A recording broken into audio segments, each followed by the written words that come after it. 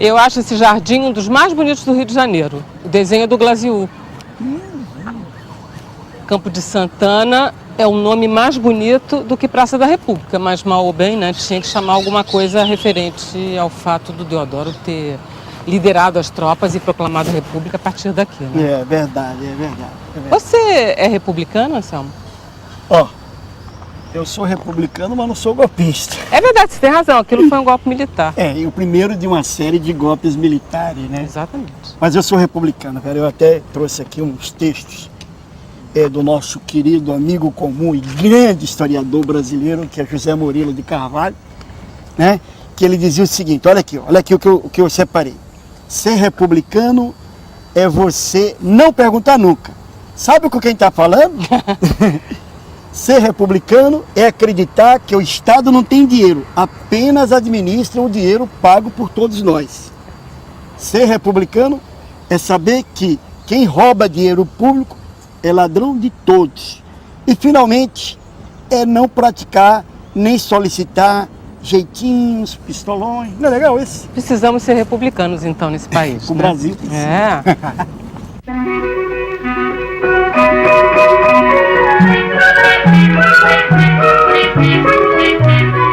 Fala um pouco mais do que ocorreu exatamente no dia 15. Como é que o Brasil foi dormir monarquista e acordou republicano? A dinâmica do movimento, levado pelos jornalistas, intelectuais e poucos políticos, era para mudar o gabinete, obrigar a que se montasse um gabinete mais representativo. Vamos pensar bem que o Brasil estava vivendo um momento muito difícil.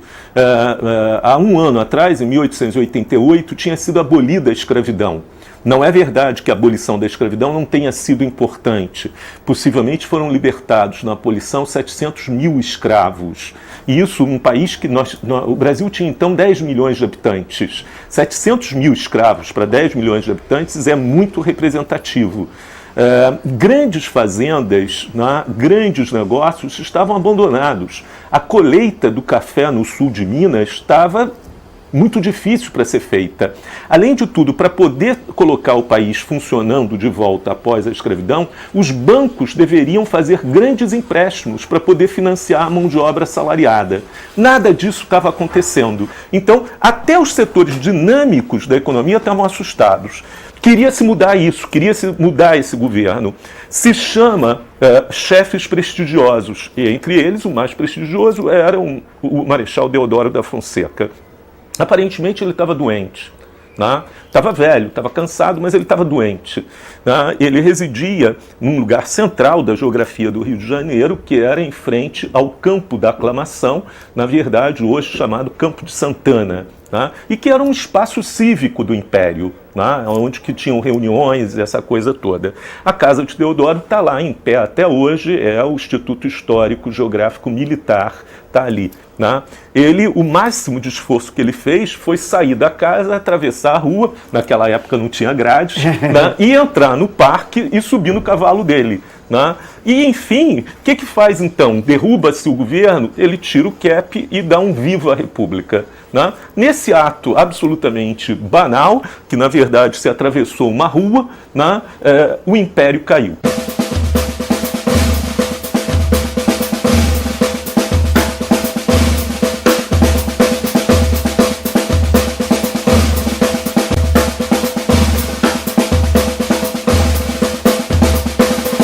Os militares que estavam para defender o governo, quando vem Deodoro, você vê a figura, o negócio simbólico, né? Deodoro diz, então, não me bata em continência, imediatamente as pessoas. E a mesma coisa acontece diante dos portões, aí a última trincheira, quando, se não me engano, é um primo do Deodoro, da família... A família Fonseca é enorme, né? Depois vai dar um outro presidente, o Hermes da Fonseca. Então aí é que nasce o diálogo, aquele diálogo duro do Deodoro com o Visconde de Ouro Preto, falando do tanto que o exército tinha sido desrespeitado, e o Visconde de Ouro Preto retribui, né, dizemos assim, discute, e a coisa se dá daquela maneira. Daí Deodoro parte para a Rua do Ouvidor, onde tudo terminava no Rio de Janeiro daquele tempo, para um desfile do qual foi testemunha Olavo Bilac, descreveu numa página muito bonita.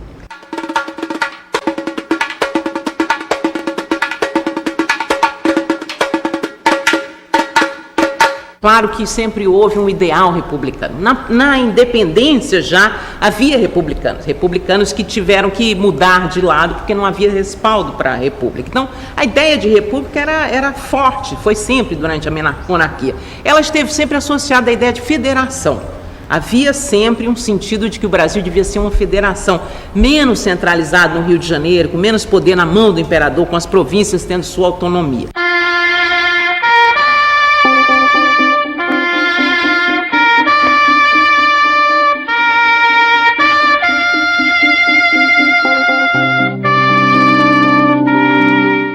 O que aconteceu com a família real? A família imperial ela acabou se estabelecendo em Paris, teve uma pensão, né, perdeu os seus recursos aqui, as joias, os prédios, os palácios, etc. Né, perdeu, mas teve uma pensão e só muito mais tarde que pôde retornar ao Brasil, né, aí como um personagem social.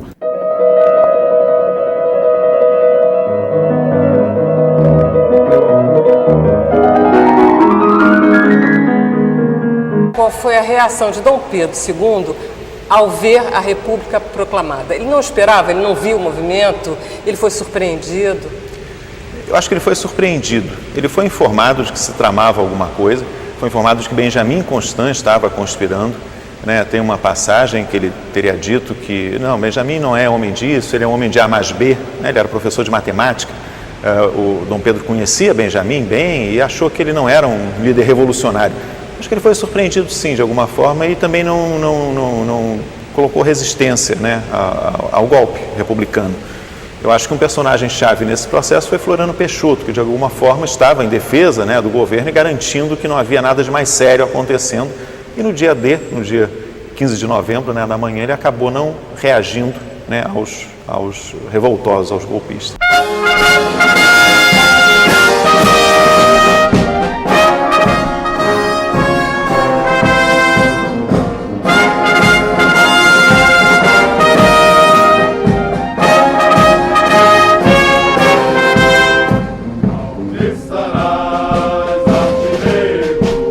Mas a população não adorava Dom Pedro II? Foi tão fácil tirar ele do trono? Não foi fácil nesse sentido. Até, como eu estava falando, Deodoro se sentia, era a coisa mais difícil para ele, era a relação afetiva com o imperador, essa imagem paternal do Dom Pedro, de fato um homem boníssimo, né, que tinha uma atitude bastante democrática na relação, bastante liberal na relação com a imprensa. Havia total liberdade de imprensa, todo mundo caricaturava o imperador, fazia troça do imperador, ele jamais tomou uma atitude de perseguição a essas manifestações. Então a atitude dele foi sempre de negociação, E o que houve foi, eu acredito que a saída do imperador na madrugada do dia 16 para 17, em vez de sair em plena luz do dia, foi motivada pelo receio, né, dos novos donos do poder de que houvesse alguma manifestação. O imperador era extremamente popular, era muito benquisto pela população. Então, na verdade, havia uma pouca participação popular. Tanto o Império não foi defendido, como também a República não foi apaixonadamente proclamada. Uhum.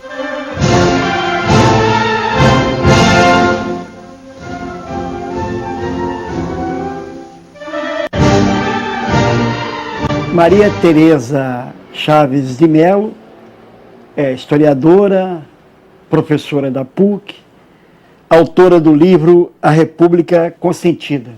Tudo bem? Tudo bom.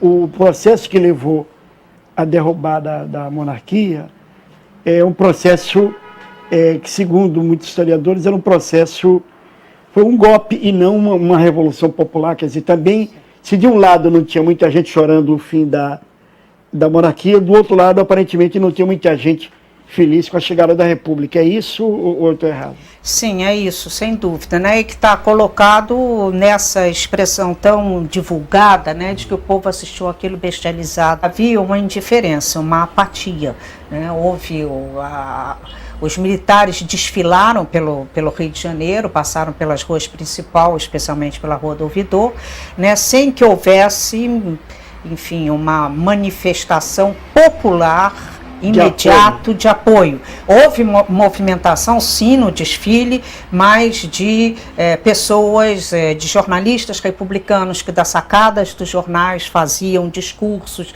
e já civis que se ligavam às tropas que estavam desfilando, mas o povo realmente não teve, não há nenhuma participação especial, participação popular na proclamação.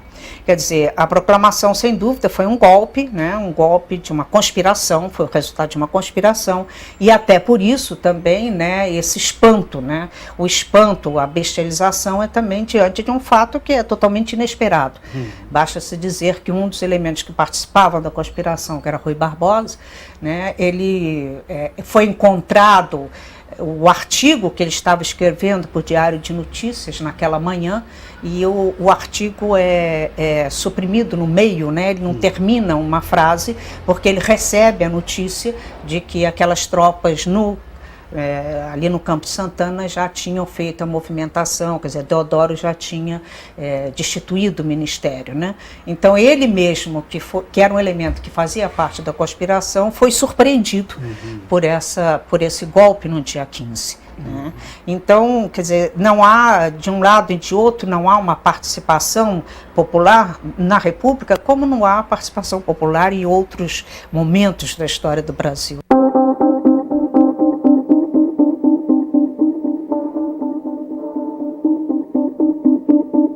O Brasil teve uma república de fato a partir do dia 15 de novembro, é isso? Olha, nós falamos em várias repúblicas no Brasil.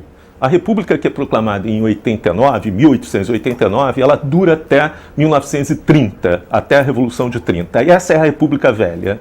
Depois nós temos um longo período de tumultos que vai somar-se ao Estado Novo, a ditadura do Estado Novo, e termina em 45.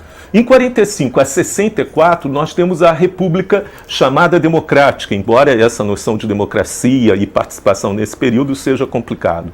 Voltamos a ter uma ditadura, né, de 1964 a 1985, e a partir de 85, nas próprias palavras de Tancredo Neves, surgia a nova República, né? Ora, essa primeira república do Brasil, essa velha república, que foi chamada muito seriamente nos anos 30 da República dos Carcomidos, né, dos cartolas, dos caras de fraque e cartola, ela pouco tinha de republicana.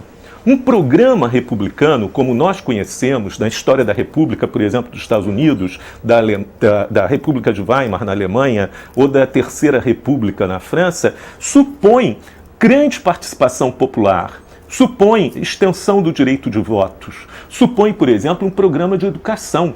Nós não tivemos, a República não construiu escolas, né? Ela não tinha um programa. Por sinal, a República estabeleceu, em primeiro lugar, a obrigatoriedade do serviço militar antes da obrigatoriedade da frequência à escola, né?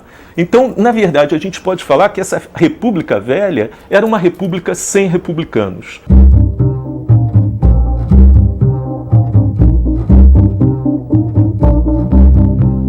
Eu acho que, em primeiro lugar, né, a própria ideia de república, né, que a república é um sistema político que tem um princípio inclusivo, ela se rege por um princípio inclusivo. Inclusivo no sentido de absorver a cidadania, de trazer a população à cidadania, porque ela é uma definição política e jurídica de nação. Né? Há uma coincidência, né, nessas definições. Então eu acho que pelo fato, né, de que a República é um regime em que a cidadania é necessariamente contemplada, né, ela já deixa um legado importantíssimo. Né? Na República não pode haver o cidadão do privilégio. Né? Na República só existe, nós só podemos ter, né, o pleno cidadão. Bom, hoje em dia se fala muito de descrédito da classe política. Era mais ou menos isso que acontecia naquela época também? Também existia, mas veja só, isso é sempre o efeito de um jogo político grande. Eu não acho que a República fosse inevitável e nem que fosse inevitável naquela época. Eu acho que quando nós olhamos em retrospectiva, né, não houve aparentemente nenhuma grande resistência, o imperador foi embora sem, né, maiores problemas, como se já estivesse para acontecer a qualquer hora. Eu acho que aqui há um equívoco, um erro talvez, de se perder o risco político, né, do golpe. Foi um golpe de Estado, sem fazer nenhum julgamento de valor, mas foi um golpe, um movimento súbito, né, que pôs fim à monarquia. Esse risco existiu na época disso não dar certo. Por outro lado, em dando certo, logo você tem aquelas pessoas que aderem ao governo e que aderiram em massa, e aí você instaura uma nova dinâmica pós-golpe, já na República, que é totalmente diferente. E, de fato, havia um projeto muito bom de república da parte. Era a interiorização do Brasil, né? A conquista da Amazônia, a integração da Amazônia com Rondon, com o telégrafo, a assimilação do índio. Eram projetos de progresso para o Brasil, projetos bons, né? Esse DNA golpista dos militares, ele vai perdurar? Eu acho que talvez, para alguns, a República tenha esse pecado original de ter sido fundada por um golpe militar. Eu acho que estabeleceu um padrão de intervenção na vida política a partir desse momento que se prolongou por décadas. Eu acho que, acima de tudo, a ideia de que, através, né, de uma revolução redentora, de um golpe, né, em nome da pátria, os militares, ou geralmente um grupo de militares, podia salvar a nação em seu nome, né? Então, isso sim, ao longo da República ocorreu em vários momentos. Felizmente, já temos, né, algumas décadas em que isso parece efetivamente ter acabado.